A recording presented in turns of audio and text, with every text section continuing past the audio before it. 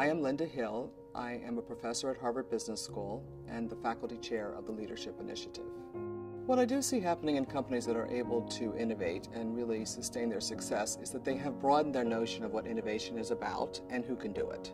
And once you begin to do that, you think about how do you build an organizational context that will allow people to be willing and able to engage in what is really hard work. So the thing we do need to remember about innovation is it's really emotionally and intellectually taxing.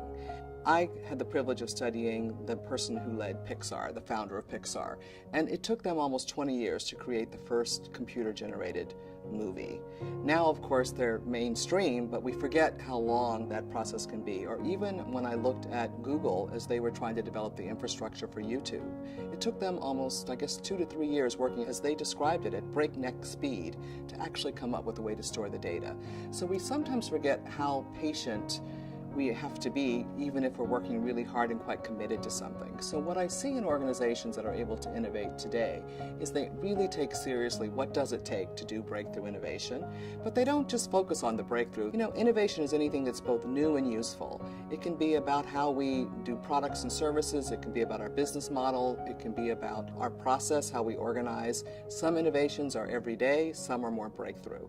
So because they have this broad definition and they see that other people and everybody has a role to play in that process, they build in the organization that sense. They build a culture and the capabilities required to actually utilize the talent in their organization.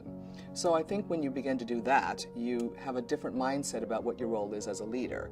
If instead you see your role as a leader as being the person who has to come up with the great idea, create the vision, get people to follow you to that vision, then that is about you, and you sort of focus appropriately, I suppose, on making sure that you can get that done. You set up things for that. If you instead think that it's really a collaborative activity that many of us have to be engaged in, you hire differently, you really focus your mind as a leader on other things. You really focus it on what is it going to be the culture that we need, what are going to be those capabilities, because it's not about me, it's about me engaging in a process with my colleagues to innovate about a whole range of issues or challenges or opportunities that we're going to see as we're doing business.